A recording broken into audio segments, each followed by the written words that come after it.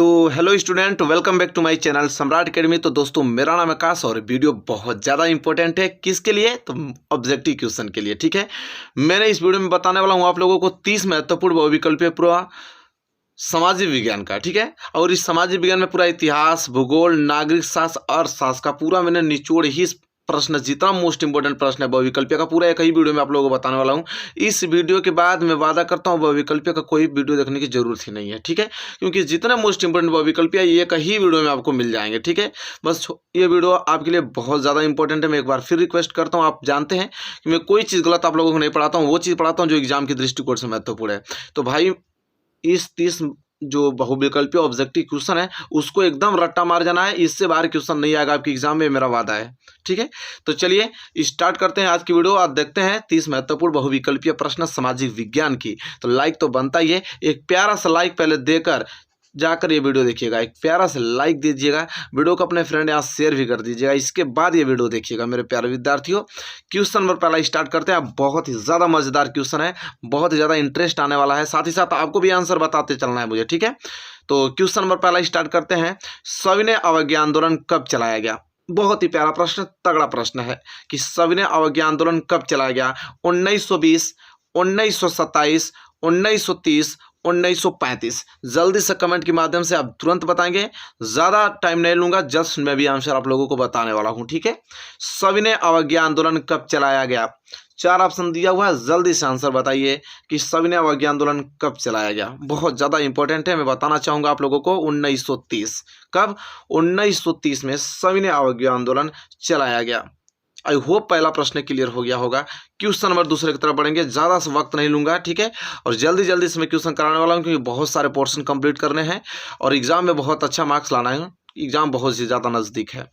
Question number दूसरा, संयुक्त राष्ट्र संघ का मुख्यालय कहाँ पर स्थित है? देखिए, वेरी मोस्ट इंपोर्टेंट, संयुक्त राष्ट्र संघ का मुख्यालय कहाँ पर स्थित है? Washington, Geneva, New York, Austria. बताइए, 4 ऑप्शन है। वेरी मोस्ट इंपोर्टेंट प्रश्न है कि संयुक्त राष्ट्र संघ का जो मुख्यालय है वो कहाँ पर स्थित है, बताना है आपको। वाशिंगटन, जिनेवा, न्यूयॉर्क की ऑस्ट्रिया। वेरी मोस्ट इंपोर्टेंट, बताइए जल्दी से कमेंट कीजिए, मैं वेट कर रहा हूँ आपके कमेंट का। जल्दी से कमेंट करके बताइए संयुक्त राष्ट्र संघ का मुख्यालय कहाँ है? तो न्यूयॉर्क में है। ऑप्शन सी, ऑप्शन सी इस क्वेश्चन का राइट आंसर है। कहाँ पे? न्यूयॉर्क में है। कभी भूलिएगा मत इस प्रश्न को, एकदम रट्टा मार जाइए। ठीक है, किसी कीमत पे। क्वेश्चन नंबर तीसरा वेरी मोस्ट इंपोर्टेंट प्रश्न है। कपास की खेती के लिए कौन सी मृदा उपयुक्त है? वेरी मोस्ट इंपोर्टेंट, कपास की खेती के लिए कौन सी मृदा जो मिट्टी है वो उपयुक्त है? काली मृदा, लाल मृदा, जलोढ़ मिट्टी, लेटराइट मृदा। ठीक है, अब बताना, मृदा मिट्टी एक ही होता है, चाहे काली मृदा कहिए चाहे काली मिट्टी कहिए। ठीक है, कोई दिक्कत नहीं है। तो 4 ऑप्शन दिया हुआ है, जल्दी से बताइए कि कपास की खेती के लिए कौन सी मृदा उपयुक्त है। वेरी मोस्ट इंपोर्टेंट है। तो मैं तो थोड़ा वक्त आप लोग को लूंगा ही, जल्दी से कमेंट, ताकि आप कह दें कि कमेंट के लिए टाइम मैं आपको दे रहा हूँ। तो आप सोचेंगे कि कमेंट के लिए भी समय नहीं दे रहे हैं। ठीक है, मैं समय दे रहा हूँ, जल्दी से कमेंट कीजिए। कपास की खेती के लिए कौन सी मृदा उपयुक्त है? काली मृदा। ऑप्शन ए, ऑप्शन ए इस क्वेश्चन के लिए राइट आंसर है। क्या? काली मृदा है। चलिए आइए बढ़ते हैं क्वेश्चन नंबर 4 की तरफ। Very most important question number 4 कह रहा है कि निम्न में से कौन अजैवीय संसाधन है? कह रहा है कि 4 ऑप्शन दिया है, इसमें से बताना कौन अजैवीय संसाधन है। कौन अजैवीय? चट्टाने, पशु, पौधे, मछलियां। बताइए निम्न में से कौन अजैवीय संसाधन है? इसमें तो देखने की जरूरत नहीं है, जल्दी से कमेंट के माध्यम से बताइए क्या होगा राइट आंसर। क्वेश्चन नंबर 4 के लिए वेरी वेरी मोस्ट इंपोर्टेंट प्रश्न है। निम्न में से कौन अजैवीय संसाधन है? ऑप्शन है भाई चट्टाने। चट्टाने क्या है? अजैवीय संसाधन होती हैं, आप जानते हैं। क्वेश्चन नंबर 4 था, क्लियर हो गया, समझ में आ गया होगा आपको। ठीक है, पेपर में आएगा तो आप आराम से कर पाएंगे। Question number 5 very most important प्रश्न है। चिपको आंदोलन संबंधित है। मैंने हम बताया था आप लोगों को, बहुत बार क्वेश्चन करा चुका हूं कि चिपको आंदोलन किसे कहते हैं और किससे वो संबंधित है? मृदा संरक्षण से, वन संरक्षण से, जल संरक्षण से, वायु संरक्षण से। बताइए इन 4 ऑप्शन में से कौन सा ऑप्शन सही होगा? चिपको आंदोलन संबंधित है, इसका आंसर तो आना ही चाहिए भाई। अगर डेली वीडियो देखते हैं, चिपको आंदोलन बहुत अच्छे तरीके से मैं समझाया हूँ। ठीक है, तो चिपको आंदोलन वन संरक्षण से आपका संबंधित है। वन संरक्षण के लिए यहाँ पर आंदोलन चलाया गया था। वनों को आदमी बहुत अच्छा तरीके से रक्षा कर रहे थे। ठीक है, रक्षा के लिए अभियान चलाया गया था चिपको आंदोलन। ठीक है, तो वन संरक्षण कि पेड़ कटे ना। तो आई होप क्लियर हो गया होगा 5वें का बी। चलिए क्वेश्चन नंबर 6, रुकेंगे नहीं भाई, बहुत सारा क्वेश्चन करना है, एग्जाम में अच्छा मार्क्स लाना है। क्वेश्चन नंबर 6 क्या है, इसको थोड़ा पढ़ता हूँ। सुंदरवन राष्ट्रीय पार्क किस राज्य में स्थित है? बताना आपको कि सुंदरवन जो राष्ट्रीय पार्क है वो किस राज्य में स्थित है? असम में, उड़ीसा में, पश्चिम बंगाल में, मध्य प्रदेश में। 4 ऑप्शन दिया है ना, जल्दी से कमेंट के माध्यम से बताइए कि सुंदरवन राष्ट्रीय पार्क किस राज्य में स्थित है। और जल्दी से कमेंट सबका आना चाहिए, बता देता हूँ, सबका कमेंट आना चाहिए। सुंदरवन राष्ट्रीय पार्क किस राज्य में स्थित है, जल्दी से हमें कमेंट के माध्यम से बताइए कि किसका राइट आंसर क्या होगा। मैं बताना चाहूंगा जस्ट तुरंत, पश्चिम बंगाल में। कहाँ पे? पश्चिम बंगाल में। सुंदरवन राष्ट्रीय पार्क स्थित है कहाँ? पश्चिम बंगाल में। क्लियर? चलिए क्वेश्चन नंबर 7, रुकना नहीं है। क्वेश्चन नंबर 7 क्या है? विश्व में सर्वाधिक वर्षा किस स्थान पर होती है? बताना आपको कि पूरे के पूरे वर्ल्ड की बात कर रहा हूं, ठीक है, पूरे के पूरे विश्व की बात कर रहा हूं। सर्वाधिक वर्षा किस स्थान पर होती है? मासिनराम में, कि चेन्नई में होती है, कि व्लादिवोस्टॉक में होती है, कि न्यूयॉर्क में होती है? बताना है आपको। ये क्वेश्चन नंबर 7 है, वेरी मोस्ट इंपोर्टेंट प्रश्न है। बताइए विश्व में सर्वाधिक वर्षा किस स्थान पर होती है? मासिनराम, चेन्नई, की व्लादिवोस्टॉक, की न्यूयॉर्क? बताइए, वेरी मोस्ट इंपोर्टेंट प्रश्न है। क्या होगा इसके लिए राइट आंसर? ऑप्शन है भाई, ऑप्शन ए। रुक जा भाई, कहाँ जा रहे हो? ऑप्शन है मासिनराम। कहाँ पे? मासिनराम में सर्वाधिक वर्षा होती है। मासिनराम एक स्थान है, ठीक है, जो यहाँ पे सबसे अधिक वर्षा होती है। तो ये तो प्रश्न नंबर क्या था? 7 था। प्रश्न नंबर 8 की तरफ बढ़ने वाले हैं। चलिए प्रश्न नंबर 8वां देखिए, आपकी स्क्रीन पे आ गया है। बहुत ज्यादा महत्वपूर्ण प्रश्न है। टिहरी बांध परियोजना किस राज्य में स्थित है? जल्दी से बताइए। टिहरी बांध परियोजना किस राज्य में स्थित है? पंजाब, गुजरात, उत्तराखंड, मध्य प्रदेश? जल्दी से बताइए, टिहरी बांध परियोजना किस राज्य में स्थित है? बहुत ही प्यारा प्रश्न है और जल्दी से इसका आंसर बताना पड़ेगा सबको, सबको। टिहरी बांध परियोजना किस राज्य में स्थित है? भाई उत्तराखंड। कहाँ पे? उत्तराखंड में टिहरी बांध परियोजना स्थित है। क्लियर हो गया ना? Question number 9 very most important, जल्दी से बताइए कि निम्न में से कौन खरीफ की फसल है? आपको बताना है कि खरीफ की फसल कौन है चारों ऑप्शन में से। चना है, कि धान है, कि कपास है, कि चना, अरे बी एंड सी, मतलब धान और कपास दोनों है। बताइए, बहुत प्यारा प्रश्न है, लॉजिकल प्रश्न, जल्दी बताइए। तो प्रश्न आना तय है। निम्न में से कौन खरीफ की फसल है? बताना है। चना, धान, कपास, बी एंड सी, मतलब कि धान और कपास दोनों। तो जल्दी से कमेंट के माध्यम से बताइए राइट आंसर क्या होगा इसका। सबको मालूम है ऑप्शन डी होगा, क्योंकि धान भी है और कपास भी। धान कपास दोनों खरीफ की फसल होती हैं। तो याद रखिएगा, ऑप्शन नंबर डी मारिएगा, ठीक है। ये नहीं कि सिर्फ धान को मार दें, चाहे कपास को मार दें, नहीं, दोनों है भाई, खरीफ की फसल तो दोनों ही मारना पड़ेगा ना। चलिए क्वेश्चन नंबर 10वां आइए। तो क्वेश्चन नंबर 10वां पूरा दिख रहा है अच्छे तरीके से आपको। चलिए, भूदान आंदोलन किसके द्वारा आरंभ किया गया? बहुत प्यारा प्रश्न है। भूदान आंदोलन किसके द्वारा आरंभ किया गया? महात्मा गांधी के द्वारा, जवाहरलाल नेहरू के द्वारा, विनोबा भावे के द्वारा, कि इंदिरा गांधी के द्वारा? बताइए, 4 ऑप्शन है ना, जल्दी से कमेंट के माध्यम से बताइए। भूदान आंदोलन किसके द्वारा आरंभ किया गया? प्रश्न तो बहुत मजेदार है, एक भी प्रश्न बाहर यहाँ से जाने वाला नहीं है, मेरा वादा है आपको। तो भूदान आंदोलन किसके द्वारा आरंभ किया गया? भाई विनोबा भावे, रट्टा मार जाइए तो याद ही होगा आप लोगों को। भूदान आंदोलन किसके द्वारा आरंभ किया गया? विनोबा भावे के द्वारा। क्लियर है ना? प्रश्न नंबर 10वां, कोई दिक्कत बिल्कुल नहीं होनी चाहिए, आपको दिक्कत ही नहीं होनी चाहिए। चलिए क्वेश्चन नंबर 11 आइए। तो question number 11 very most important प्रश्न है।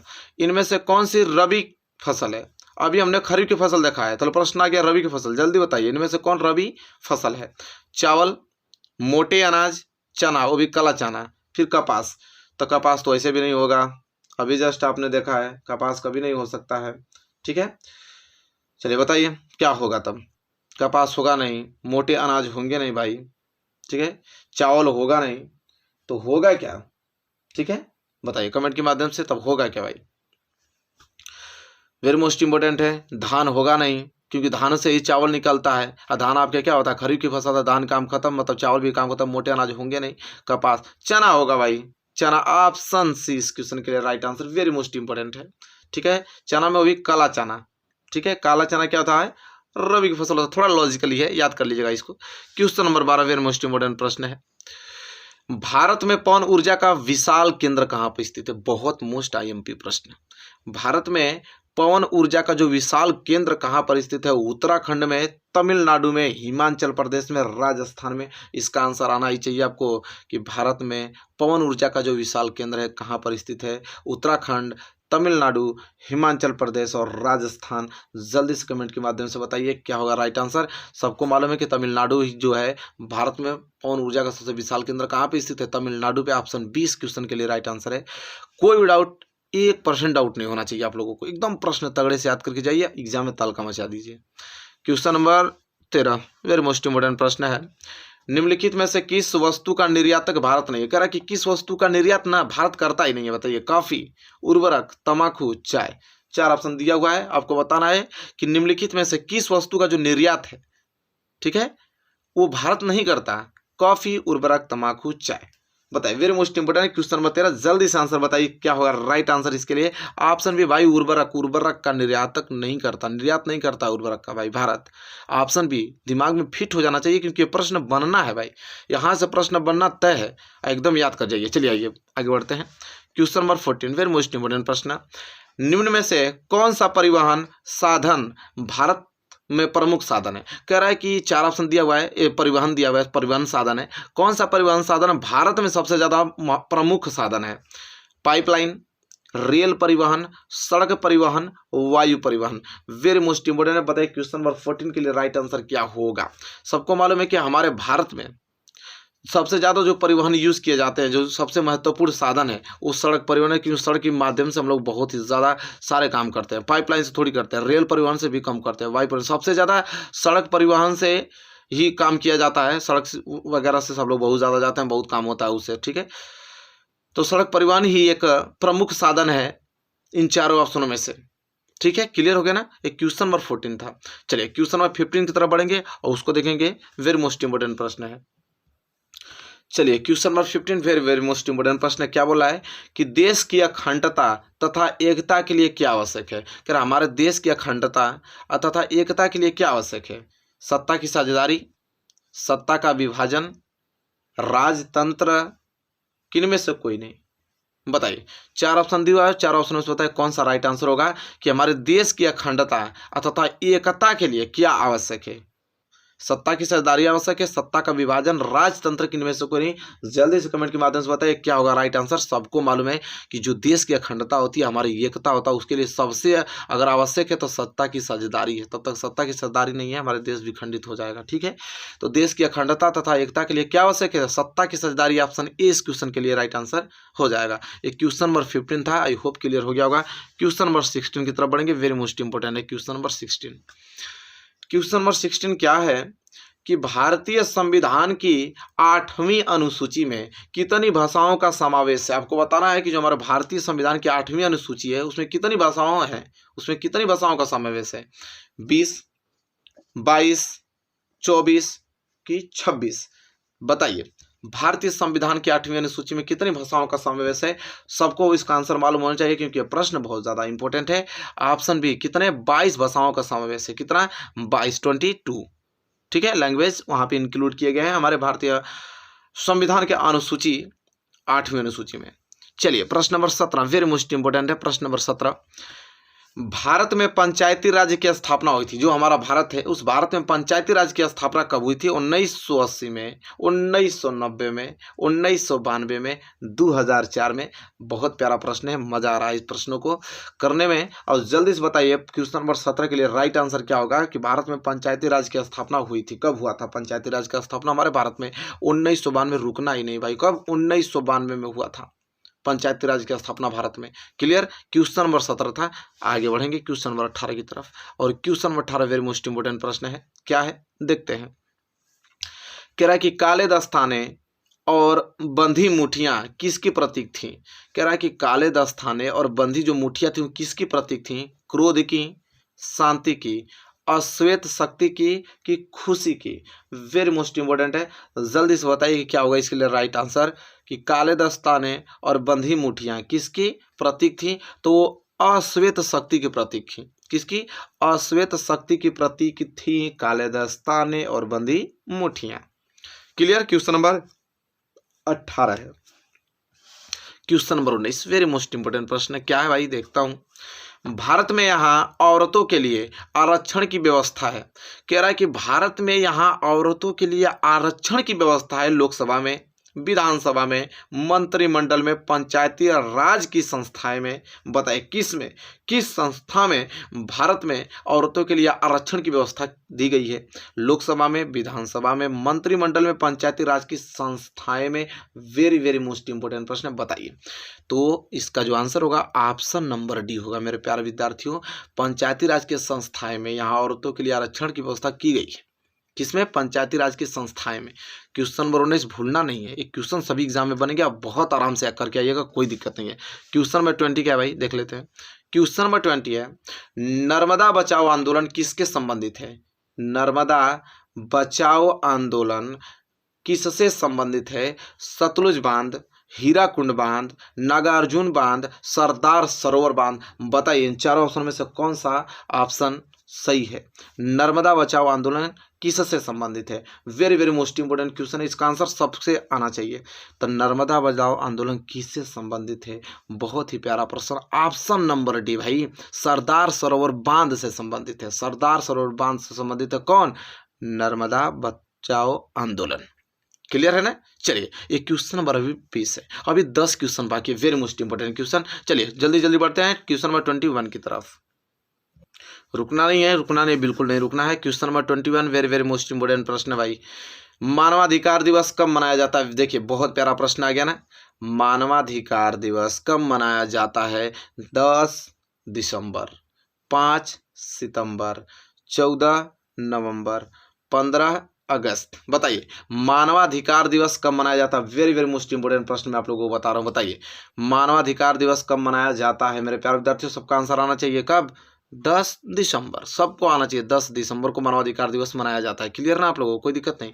क्वेश्चन नंबर 22 क्या है? राजनीति एक ... का क्षेत्र है। इसमें भरना है कि राजनीति एक संभावनाओं का क्षेत्र है, कि राजनीतिक एक विकल्पों का क्षेत्र है, कि राजनीतिक प्रयासों का क्षेत्र है, कि राजनीतिक ये सभी मतलब तीनों का क्षेत्र है। बताना है। Question number 22 very most important प्रश्न है, ठीक है। चलिए बताइए क्या होगा इसके लिए राइट आंसर। तो मैं बता दूं आप लोगों की जो राजनीति होती है ना, एक संभावना का क्षेत्र होता है। राजनीति क्या है? संभावनाओं का क्षेत्र है। आई होप क्लियर हो गया होगा क्वेश्चन नंबर 22, और कोई भी दिक्कत आपको नहीं होगा। तो राजनीति के किसका क्षेत्र है? संभावनाओं का क्षेत्र है, संभावनाओं का। चलिए question number 22 clear. Question number 23 की तरफ बढ़ेंगे। निम्न में से किस राज्य की प्रति व्यक्ति आय सर्वाधिक है? कह रहा है कि इन चारों ऑप्शन में से बताना है कि किस राज्य की जो प्रति व्यक्ति आय है ना वो सर्वाधिक है। हरियाणा, बिहार, राजस्थान, मेघालय। बताइए very very most important question. बताइए निम्न में से किस राज्य की प्रति व्यक्ति आय सर्वाधिक है? सबका आंसर आना चाहिए क्योंकि प्रश्न बहुत ज्यादा महत्वपूर्ण है। तो सबका आंसर एक ही आएगा, हरियाणा। हरियाणा हरियाणा हरियाणा की प्रति व्यक्ति आय सबसे ज्यादा अधिक है, ठीक है। बिहार के अपेक्षा, राजस्थान के अपेक्षा और मेघालय के अपेक्षा। क्लियर है ना? Question number 23 clear. Question number 24 very most important. Question number 24 क्या है उसको देख लेते हैं। क्वेश्चन नंबर 24 यहाँ इस तरह करूंगा तो आपको अच्छे से दिखाई देगा, ठीक है। क्वेश्चन नंबर 24, कौन सा क्षेत्रक सबसे अधिक रोजगार देता है? कह रहा है कि कौन सा क्षेत्रक है ना सबसे अधिक रोजगार देता है? द्वितीयक क्षेत्रक, प्राथमिक क्षेत्रक, तृतीय क्षेत्रक, किनमें से कोई नहीं। आपको बताना है। Question number 24 very most important है। कौन सा क्षेत्रक सबसे अधिक जो ना रोजगार देता है? बहुत प्यारा प्रश्न है, आपको आंसर बताना ही पड़ेगा। तो इनमें से कौन सा क्षेत्रक है? तो वो है प्राथमिक क्षेत्रक। प्राथमिक क्षेत्रक सबसे ज्यादा रोजगार देता है, ठीक है। ऑप्शन 20 क्वेश्चन के लिए राइट आंसर है। और अच्छे से इस प्रश्न को याद कर लीजिएगा, भूलिएगा मत कभी। क्वेश्चन नंबर 24 क्लियर हो गया। चलिए क्वेश्चन नंबर 25 की तरफ बढ़ेंगे। बहुत ही ज्यादा महत्वपूर्ण प्रश्न है क्वेश्चन नंबर 25। निम्नलिखित में से किस वर्ष महात्मा गांधी राष्ट्रीय ग्रामीण रोजगार गारंटी एक्ट चलाई गई? एक्ट मतलब योजना होता है। कह रहा है कि चारों ऑप्शनों से बताना है कि किस वर्ष महात्मा गांधी ने राष्ट्रीय ग्रामीण रोजगार गारंटी योजना चलाई गई। तो किस वर्ष चलाया राष्ट्रीय ग्रामीण रोजगार योजना? 2008 में, 2010 में, 2005 में, 2000 में। बताइए चार ऑप्शन दिया हुआ ना, बताइए इन चार ऑप्शन में से कौन सा ऑप्शन सही होगा? वेरी वेरी मोस्ट इंपोर्टेंट प्रश्न आपको बताना ही पड़ेगा किस वर्ष। तो भाई ऑप्शन सी 2005 में महात्मा गांधी ने राष्ट्रीय ग्रामीण रोजगार गारंटी योजना चलाया था। कब? 2005 में। याद हो गया होगा ना। चलिए क्वेश्चन नंबर 26 की तरफ बढ़ेंगे। वेरी मोस्ट इंपोर्टेंट है क्वेश्चन नंबर 26। क्या बोल रहा है? विश्व व्यापार संगठन की स्थापना कब हुई? विश्व व्यापार संगठन की स्थापना कब हुआ? 1 जनवरी 1993 में, 1 जनवरी 1995 में, 1 जनवरी 1990 में कि 1 जनवरी 1985 में? 4 ऑप्शन दिया हुआ है, जल्दी इस कमेंट के माध्यम से बताइए कि विश्व व्यापार संगठन की स्थापना कब हुआ? वेरी मोस्ट इंपोर्टेंट है, बताइए। सबको मालूम है 1 जनवरी 1995 को। ऑप्शन बी इस क्वेश्चन के लिए राइट आंसर है, क्वेश्चन नंबर 26 के लिए। आई होप क्लियर हो गया होगा आप लोगों को क्वेश्चन नंबर 26। कोई दिक्कत आप लोगों को नहीं? अब हम आगे बढ़ेंगे क्वेश्चन नंबर 27 की तरफ, उसको देखने वाले हैं। चलिए मेरे प्यारे विद्यार्थियों, question number 27 very very most important प्रश्न है। क्या है देखते हैं। निम्नलिखित में से उत्पादन का साधन है, कह रहा है कि निम्नलिखित में 4 ऑप्शन दिया हुआ है, कह रहा है निम्नलिखित में से उत्पादन का साधन है पूंजी, लाभ, सेवाएं, कर। बताइए 4 ऑप्शन में से बताइए निम्नलिखित में से उत्पादन का साधन है कौन? पूंजी, लाभ, सेवाएं कि कर? वेरी वेरी मोस्ट इंपोर्टेंट है क्वेश्चन नंबर 27। जल्दी से राइट आंसर बताइए क्या होगा। उत्पादन का साधन भाई सबको मालूम है कि पूंजी है, इसमें सोचने समझने वाली बात ही क्या। इसको मैं ढक लेता हूं, ठीक है ना, दिमाग आपका इधर ही जाने लगेगा, दिक्कत होगा। निम्नलिखित में से उत्पादन का साधन क्या है? पूंजी है, ठीक है, क्लियर है ना? यहाँ से कोई दिक्कत 27 में कोई दिक्कत नहीं है। और एक क्वेश्चन नंबर 28 की तरफ बढ़िए भाई, रुकना ही नहीं है, ठीक है। क्वेश्चन नंबर 28 क्या है? विश्व व्यापार संगठन की स्थापना कहाँ हुई थी? विश्व व्यापार संगठन की स्थापना कहाँ हुई थी? न्यूयॉर्क में हुआ था, वाशिंगटन में हुआ था कि जेनेवा में कि ऑस्ट्रेलिया में हुआ था? Very very most important question number 28। बताइए विश्व व्यापार संगठन की स्थापना कहाँ हुआ था? सबको मालूम है इसका आंसर कहाँ हुआ था भाई? जेनेवा में हुआ था। ऑप्शन सी इस क्वेश्चन के लिए राइट आंसर हो जाएगा। विश्व व्यापार संगठन की स्थापना कहाँ हुआ था? जेनेवा में। क्लियर है ना आपको? कोई दिक्कत भी नहीं होनी चाहिए। क्वेश्चन नंबर 29 की तरफ आइए तो देखिए वेरी मोस्ट इंपोर्टेंट प्रश्न है कि भारत में उपभोक्ता संरक्षण अधिनियम कब पारित किया गया? कह रहा है कि भारत में उपभोक्ता संरक्षण अधिनियम कब पारित किया गया? 1992, 1984, 1985 कि 1986? बताइए 4 ऑप्शन है, जल्दी से कमेंट के माध्यम से बताइए कि भारत में उपभोक्ता संरक्षण अधिनियम कब पारित किया गया। Very very most important question है, कब? तो ऑप्शन डी भाई 1986। क्वेश्चन नंबर 29 का क्या हो जाएगा? ऑप्शन डी कि भारत में उपभोक्ता संरक्षण अधिनियम कब पारित किया गया? 1986 को। और इसी के साथ हम बढ़ेंगे लास्ट क्वेश्चन की तरफ। और वेरी वेरी मोस्ट इंपोर्टेंट, इसका आंसर सभी लोग बताएंगे क्या होगा सही आंसर इसके लिए कि महात्मा गांधी दक्षिण अफ्रीका से वापस कब लौटे? Very very most important question है, बताइए महात्मा गांधी दक्षिण अफ्रीका से वापस कब लौटे? 1914, 1915, 1918, 1919? बताइए 4 ऑप्शन में से कौन सा ऑप्शन सही होगा? बहुत ज़्यादा महत्वपूर्ण प्रश्न है, ठीक है। महात्मा गांधी दक्षिण अफ्रीका से वापस कब लौटे? 1915। ऑप्शन नंबर 20 क्वेश्चन के लिए राइट आंसर हो जाएगा। तो जैसा कि देखा विद्यार्थियों ने, बहुत अच्छे तरीके से मैंने 30 महत्वपूर्ण क्वेश्चन आप लोगों को एक्सप्लेन करके बताया। और यह वीडियो आपको खत्म तो समझ समाज विज्ञान का आपका वो ऑब्जेक्टिव क्वेश्चन भी पूरा का पूरा खत्म, क्योंकि पूरे हमने 4 पोर्शन तैयार किया था। आई होप वीडियो पसंद आया होगा। वीडियो पसंद आया तो प्लीज़ लाइक कीजिए और चैनल पर नए हैं तो चैनल को सब्सक्राइब करके बेल आइकन को प्रेस कर लीजिए। हमारे साथ जुड़कर अच्छे से पढ़िए और अच्छा मार्क्स लाइए। चलिए मिलेंगे नेक्स्ट वीडियो में, तब तक के लिए धन्यवाद।